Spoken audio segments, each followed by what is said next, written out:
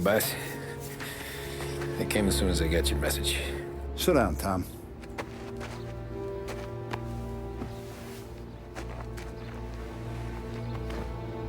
We have a mole, Tom. No.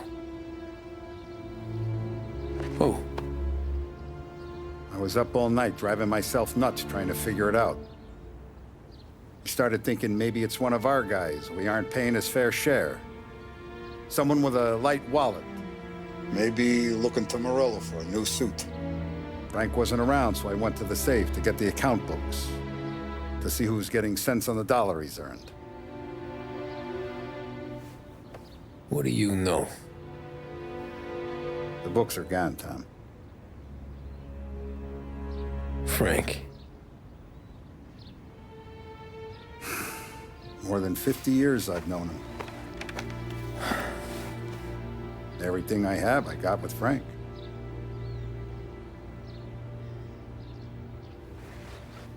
And every buck we've earned, every dime we've paid out, it's all logged in those books. Frank hands those over to the feds, we're finished. Frank respects one person in this whole town, and that's you. This has got to be some kind of misunderstanding. I've been calling him all day. I went by his place. He's gone. His wife and kid are gone. But why? I don't know. I'm sure he has his reasons. Maybe he's still smarting over the dog. The one you tried to drown? Yeah. Same one I shot after he wouldn't let me sink her. I was a stupid kid, Tommy. But grudge or no grudge, we gotta get those books back. Shake down all our stories. See who knows what. When you catch up to Frank, you get those books. And if he doesn't have them on him, you make him tell you where to find them. After that, you do what we gotta do.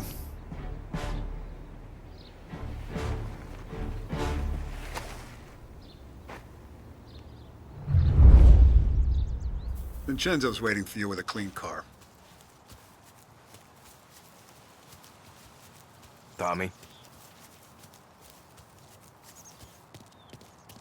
Tough day today, Tom. We gotta keep a lid on this, Tom. Start with Biff, but don't give him nothing. I got you a clean set of wheels. And something special here, if you want it.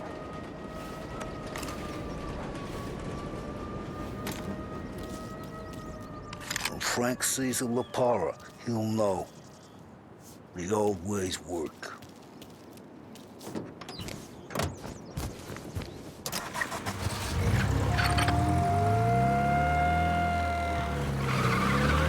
And now for the latest news. The Navy is today continuing its search for the remains of those brave souls lost aboard the airship USS Akron. The Akron was destroyed in a violent thunderstorm off the New Jersey coast Tuesday morning, with the loss of 73 of 76 aboard. The disaster stands as the worst aviation accident on record.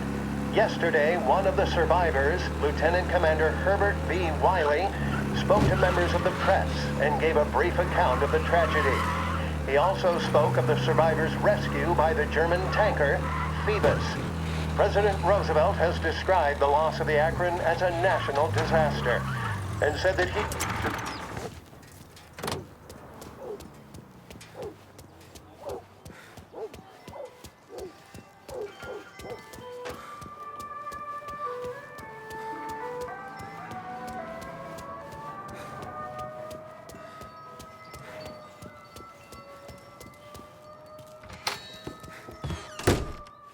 Tommy, what's the rumpus?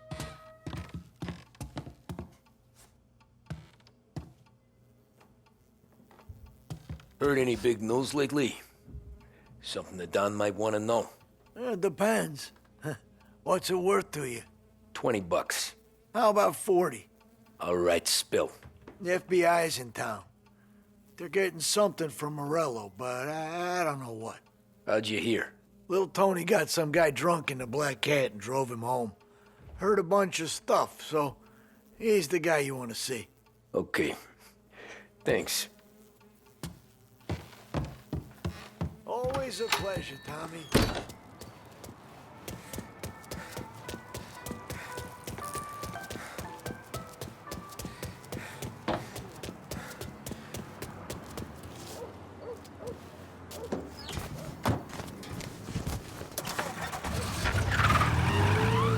Welcome to a WLH Sports Report. There's a sense of anticipation as we await the start of the big game. Our very own Lost Heaven Lancers are out on the road, deep in enemy territory as they take on bitter rivals, the Empire Bay Cannons. This year's Gold Series is shaping up to be one of the best on record, with both teams matching one another blow for blow. Despite the Cannons' home field advantage and an early lead in the series, the Lancers have bounced back and have really taken their rivals to task. Many of the plaudits and column inches have been dedicated to one man. Lancers pitcher Bunny Smith is one of this year's standout performers. And with this series tied at 3-3, he may well be the key man that brings the Wisdom Trophy back to Lost Heaven. But doing so will be no easy task, as standing in his way is opposition captain Foghorn Jack Seidel. His solo home run in the bottom of the fifth inning of Game 5 turned events in favor of the Empire Bay team. Victory was canceled out by the Lancers in Game 6, and we now have a powder keg finale that is sure to have everyone glued to their radios. Can Bunny Smith bring it home for Lost Heaven, or will the Cannon's towering redhead have the final say? WLH 570 Lost Heaven Radio will carry live coverage of the final game of the Gold Series, and we hope you'll join us in wishing our boys well. And now, back to some of the latest musical numbers. I didn't know what to do with it when it got left. You know, it was 1920. Who's gonna... Everything okay, Tom? Nah, it's not. What's this about the guy you drove home who's with the feds? He came in for a drink, which turned into 10. He's hired muscle for some kind of safe house. Where? Oak Hill, corner of Pine. He gave me $10 to drive him back and keep my mouth shut. Let on that Councilor Gilatti's brokered some kind of deal between Morello and the FBI. They were all ready to sit tight on someone in there. Why the hell didn't you tell us? Tom, I did. I came in to see French straight away. He didn't tell the Don? No, he didn't. Tom, what's going on? You know what I'm saying? So, I'm blowing my rig that we got a new place to drink, and right on the floor gets kicked down and We return now to the coverage of Game 7 of the Gold Series. And by the looks of it, ladies and gentlemen, we'll be underway any minute now. The crowd here in the Armory are restless. You can almost taste the tension as we approach this, the deciding game between these two famous rivals. More than a little bad blood between them, and more than a couple of nasty flare-ups in recent years. Of course, this occasion, more than any other, could prove feisty, what with the drama that closed out the previous game.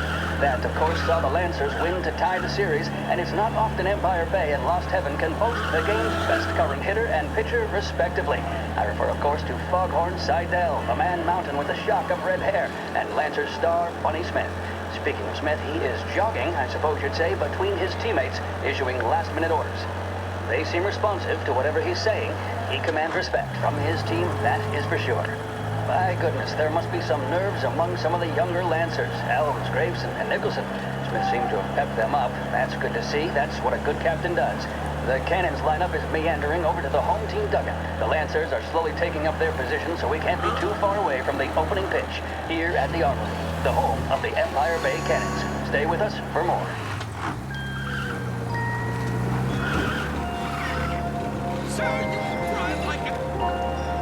Big Break Blues deliver the bold, satisfying flavor that never lets you down. Made with only the finest tobacco, they're the choice of professionals, athletes, stars of stage and screen. So, you're in good company. Big Break cigarettes. Take a break from it all.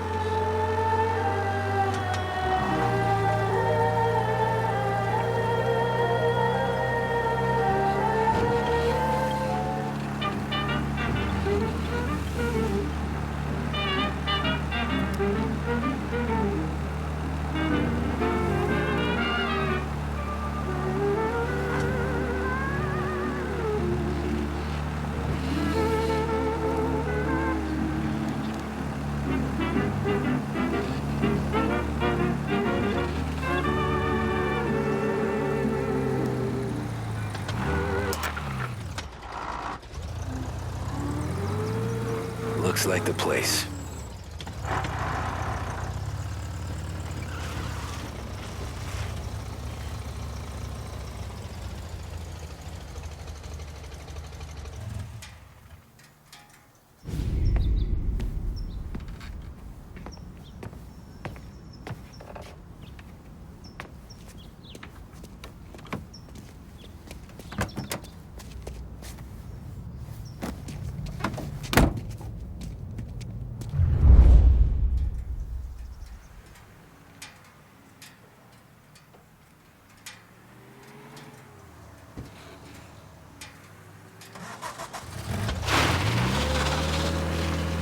Take me to those account books, Frank. And we return now to coverage what could be the final play of this game and the series between the Lost Heaven Lancers and the Empire Bay Cannons. A quick reminder that this final inning is being brought to you by Swift Cola. When you need a lift, reach for a Swift. It's not only a taste sensation, it's guaranteed to increase focus, drive, and mental clarity. Pick up a bottle of Swift Cola today. And as we are coming to a close, let me thank today's other sponsors, Big Break Cigarettes and Lost Heaven Courier. Both of these teams could be said to be entering golden eras. Each team has a star player at the core with promising youngsters set around them. I refer, of course, to Smith and Seidel. The Cannons have had several such golden periods. The Lancers, it's fair to say, have not. I can see Lancers manager Frankie Hodge prowling in front of the dugout, gesticulating. He seems animated, to say the least.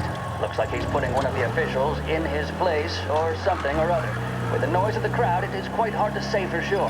Whatever's going on down there, you can feel the sense of occasion, and you just know that whatever happens, the crowd will be the first to tell you what has happened. The Lancers are now within minutes of snatching the gold series, which at one stage had appeared doomed. But they equally teeter on the edge of defeat. It all comes down to the final play. Nobody is warming up in the bullpen. Nobody down there is considering the possibility of extra innings. Gotta Bunny be Smith some then, kind of standing meat on the mound, happening. a look of steely determination on his face. He's betraying no emotion, doesn't look nervous or tired after his exertions this series, nor does he appear to be carrying the weight of expectation. He's having a word with the umpire about something or other. What a strapping fellow, 6'2", 195 pounds. If the Lancers are to win here today, he's going to write himself into the record books. And boy, oh boy, what that would mean to the people of Lost Heaven after such a long time without glory on the diamond. All right, they've sorted out whatever was going on. Here we go then. In for the Cannons, it's Paddy Doherty. Smith is pitching the game of his life, but Doherty's a big man. If he can catch one, it could run, and with bases loaded, the Cannons could have it. Here we go. Doherty facing down Smith. Fastball and strike. The big man thought he had it. Some speed on that ball, my goodness. It's fair to say Doherty looks a little spooked. He was convinced he had it. His body language tells the tale. Shit. Smith remains cool They under taking you to the pressure, not a airport, flicker Frank? of emotion on his face. He winds up. And that's two. There was zip on that one. Good Lord. Seidel is barking something at Doherty, but we have no chance of hearing it as the noise of the crowd reaches fever pitch. Doherty's gesturing, and that's only making Seidel more irate. This is it, folks. Another strike, and the Lancers win. If Doherty can get behind it, surely the Cannons will get all their men home and snatch victory. A swing and a miss, and that's the winners! Lancers win! Lancers win! And Smith finally cracks an elated smile. He's thrown his cap in the air, as have his teammates. Lancers win the 1933 Gold Series! There's a reason the racers of the Lost Heaven Grand Prix use only Trago motor oil, and that's because only Trago makes engines perform at their maximum while guarding against wear and tear. For optimal performance, Trago lets you go, go, go.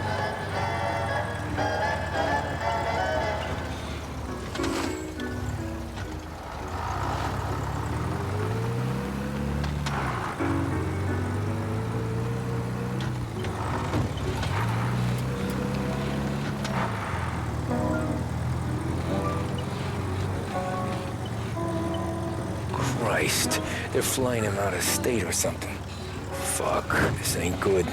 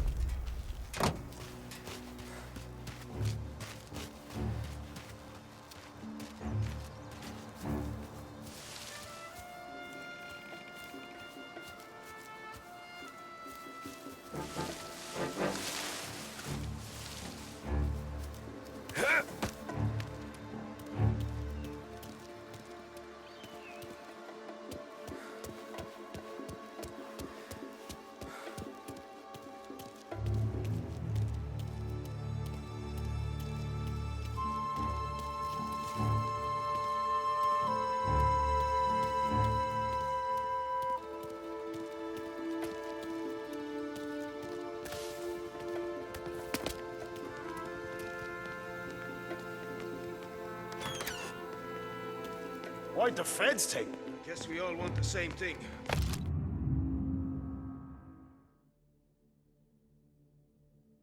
Can't say I'm happy dealing with these people. Morello hasn't the honor to even show his face. For a rat like you? Nah. Get in the car.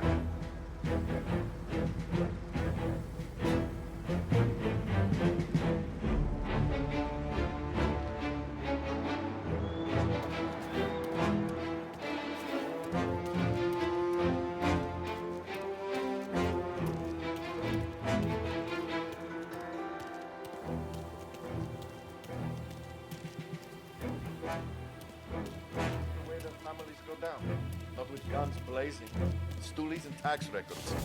Each the way they got Capone. And now is how Ennio Salieri dies in jail.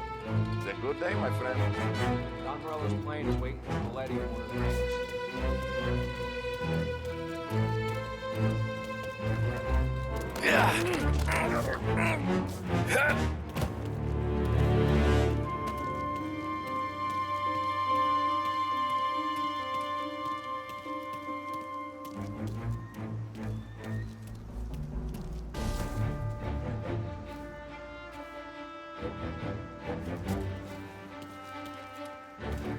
Once this is over,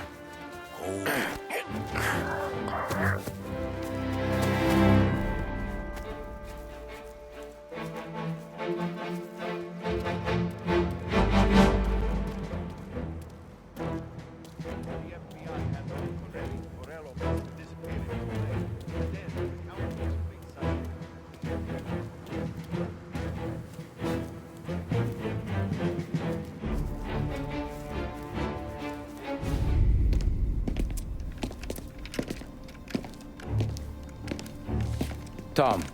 Frank. The Don sent me. I figured as much. I'm sorry it had to be you, Tommy. Anything you want me to tell him? I wish it could have shaken out better, but Morello finally came after me. It's okay. You can come out.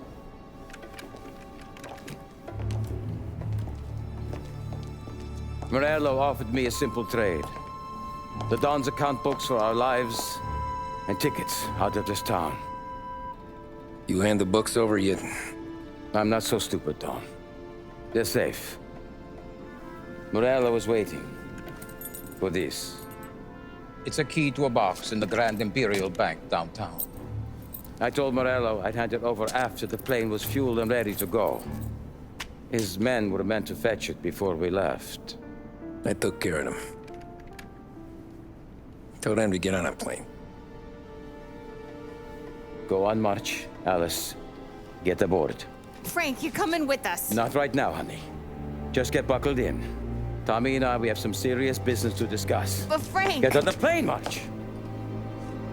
For Alice. For me. Get on the goddamn plane, please.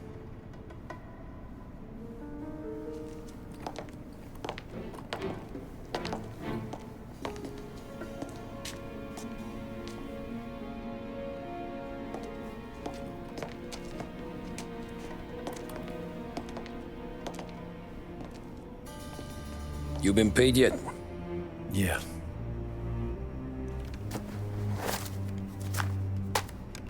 Now you've been paid twice. You take the ladies wherever they want to go. Yes, sir. Thank you, Tom. Christ, Frank. Why didn't you ask us for help? I guess I just wanted out. One way or the other. I'm tired, Tommy.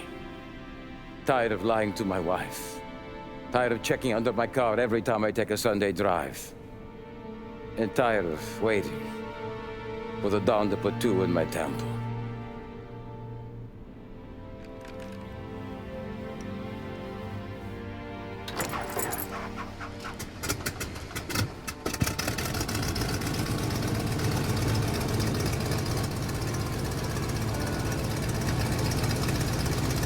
God damn you, Frank.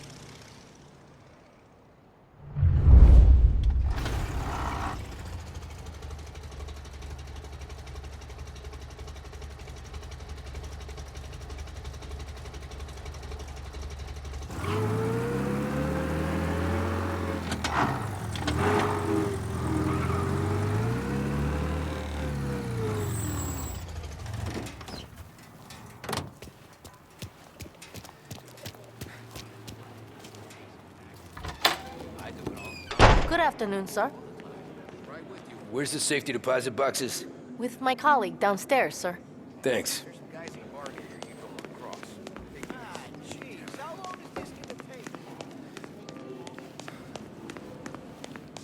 Beautiful day, huh? Uh-huh.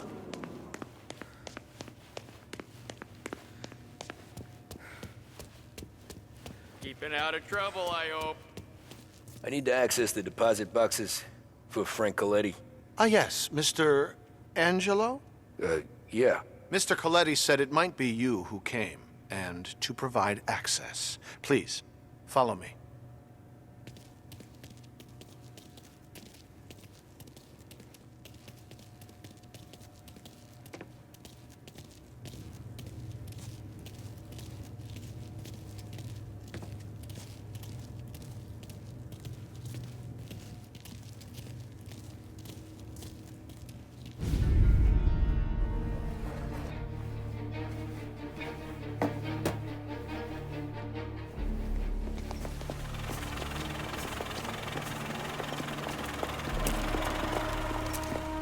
I got the books and covered my tracks. Salieri never asked any questions. In fact, apart from the funeral, I never heard him talk about Frank again.